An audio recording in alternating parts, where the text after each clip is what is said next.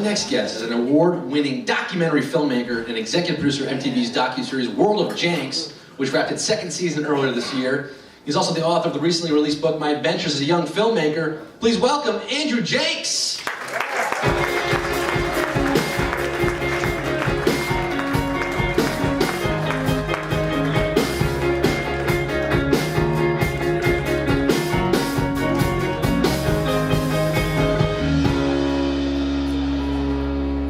Yo, Jenks. Yo.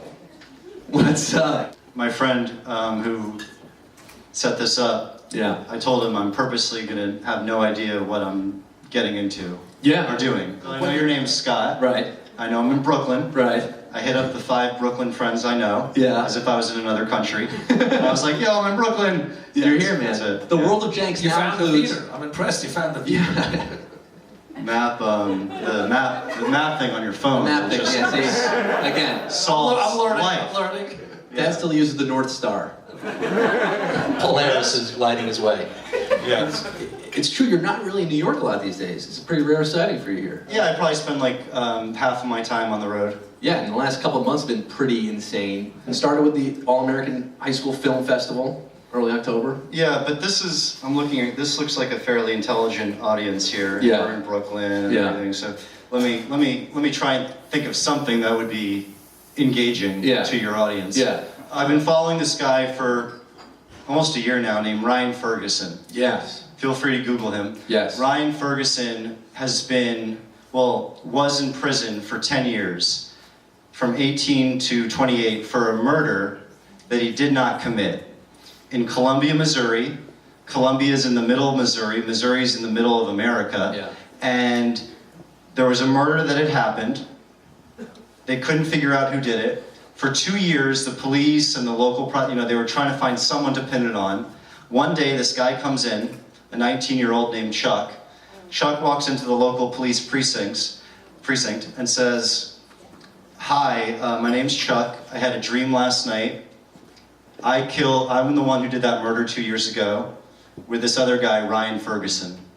Based on that, and a very clever prosecution, my friend Ryan was in prison for 10 years. Just got out a week ago. Yeah. Literally a week ago today. Yeah. And so Dateline and for all these different places started now, it was like the talk of the media for a day Until Kimye did something. It was really interesting to see a prisoner. That Kim Ye joke got 3 more laughs than I thought it would. But it was interesting to film a guy who, I just talked to him today, and I have a great deal of respect for him. He, a year ago when I would first interview him in prison, at this, maximum security prison, he was so articulate. Yeah. And so cool and down to earth, and you were like, wow, this guy's he's spent time in the box, like, 23/7, just only seeing darkness, and he was just articulate, down to earth.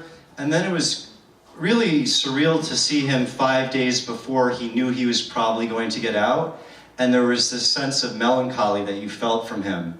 And this sort of early onset, not to become Mr. Therapist here, but like this sort of early onset PTSD where you could feel this guy was like, wait a second, my whole adult life, my whole 20s has been spent in a comfort zone that is prison. Right.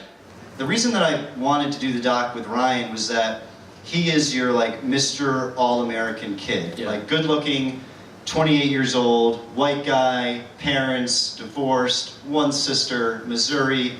Like there's a lot of other documentaries, West Memphis, etc., Thin Blue Line, that are about people from the South, and they're that stereotype. Like they have a few teeth and they have a huge slang. And for me, it was like, all right, this is just a guy like anyone can relate to. And he got pulled over one day, surrounded by FBI black Jeep Tahoes, or whatever you call it, and they arrested him and said, "You're charged with murder," and he hadn't been out for 10 years up until a week ago. It's crazy. You can see how it can happen to anyone, and how there are people who are in jail for life without parole for stupid reasons. And it's really It's really fucked up. Yeah, it is. And I am not someone that gets. I'm not someone that like. I wasn't at like an Obama rally going, yeah, like I was, you know. You were. But for this, I'm like, you realize you're like, holy shit, we're fucking this up. It's nothing to do with politics. Serious stuff. So the title of the movie that I wanted, thinking of, is going to be the American Dream.